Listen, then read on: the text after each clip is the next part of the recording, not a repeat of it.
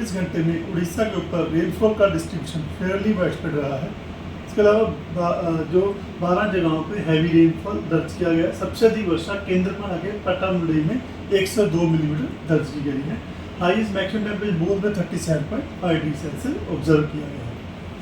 Significant weather system की बात करें तो पहले तो आज हमारे उड़ीसा में 28 मई को ऑनसेट ऑफ मानसून जो है डिक्लेयर कर दिया गया है, जिसमें कि जो मलकानगिरी, कोरापुट पूरे के पूरे डिस्ट्रिक्ट आ गए हैं और कुछ पार्ट जो बचा आया है नवरंगपुर, कालाहांडी, रायगढ़ और गजपति का, जो कि मानसून की नॉर्दर्न लिमिट में कैलकुलेट हो रहा है। इसके अलावा दूसरा जो सिस्टम है ट्रफ लाइन, जो कि साइक्लोनिक सर्कुलेशन वेस्ट राजस्थान के ऊपर है, वहाँ से नॉर्थ छत्तीसगढ़ आती हुई दिख रही है, जो कि समुद्र सतह से 0 से 9 किलोमीटर पर बनी हुई है और वो ईस्ट राजस्थान और मध्य प्रदेश के ऊपर से होती हुई आ रही है।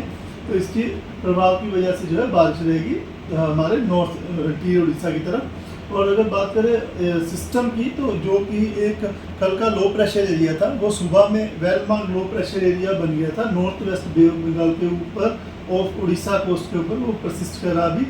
उसकी जो साइक्लोनिक सर्कुलेशन है वह समुद्र सतह से 7.6 किलोमीटर ऊंचाई तक बनी हुई है और ऊंचाई के साथ वो दक्षिण दिशा की तरफ टिल्टेड है, झुका हुआ है। यह सिस्टम जो है स्लोली धीरे धीरे नॉर्थवर्ड मूव करने की संभावना रख रहा है और यह अगले 24 घंटे में नॉर्थ बे ऑफ बंगाल के ऊपर डिप्रेशन बनने की संभावना रख रहा है। यह डिप्रेशन में बदल जाएगा, कंसंट्रेट हो जाएगा। इस सिस्टम के प्रभाव की वजह से आने वाले 3 दिन के लिए वार्निंग दी गई है। डे 1 की बात करें तो हमारा south Orissa, north coast Orissa, वहाँ पे वाइड स्प्रेड रेनफॉल का डिस्ट्रीब्यूशन रह सकता है और इंटीरियर, नॉर्थ इंटीरियर में फेयरली वाइड स्प्रेड डिस्ट्रीब्यूशन रह सकता है। वार्निंग में बात करें तो आइसोलेटेड प्लेस में थंडरस्टॉर्म, लाइटनिंग और जो गस्टी सर्विस विंड है जो 30 से 40 km 30 से 50 km के बीच में तो चलेगी, वो लगभग सारे उड़ीसा में चलने की संभावना रह रही है हर डिस्ट्रिक्ट में। उसके अलावा ऑरेंज वार्निंग या येलो वार्निंग हैवी के लिए दी गई, वहाँ 40 से 50 km की रफ्तार से चल सकती है। तो ऑरेंज वार्निंग में हैवी टू वेरी हैवी जो डिस्ट्रिक्ट दिए गए हैं भद्रक, केंद्रपाड़ा, जगत सिंहपुर, गंजम, गजपति, रायगढ़ और कोरापुट डिस्ट्रिक्ट शामिल हैं। और दूसरा हैवी रेनफॉल में बालासोर, जाजपुर, कटक, खुर्दा, पुरी, नयागढ़, कंधमाल, कालाहांडी, नवरंगपुर, ये सब डिस्ट्रिक्ट हैवी रेनफॉल आइसोलेटेड होने की संभावना रख रहे हैं। इसकी वजह से येलो वार्निंग दी गई है। 29 तारीख को भी होल उड़ीसा में फेयरली वाइडस्प्रेड डिस्ट्रीब्यूशन रह सकता है, क्योंकि कल सिस्टम जो है डिप्रेशन में बदलने की संभावना रख रहा है। तो और हम लोग एक्सपेक्ट कर रहे हैं लगभग येलो वार्निंग तो ज़्यादातर स्थानों पे रहेगी।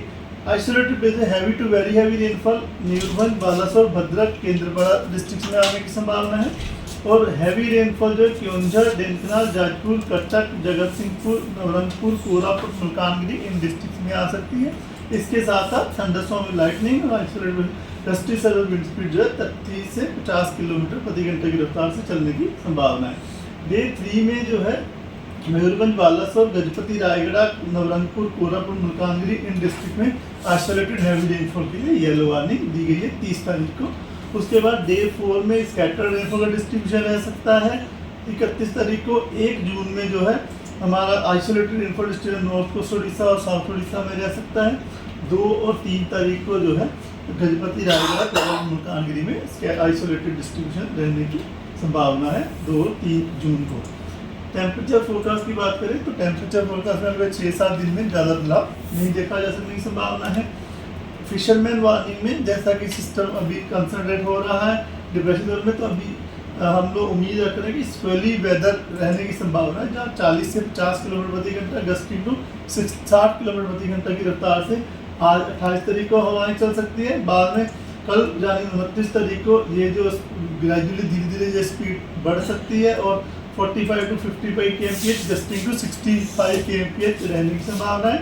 उसके बाद जो विंड स्पीड है धीरे धीरे कम हो सकती है। 30 मई को 40 से 50 किलोमीटर प्रति घंटा गस्टिंग टू 60 किलोमीटर प्रति घंटा।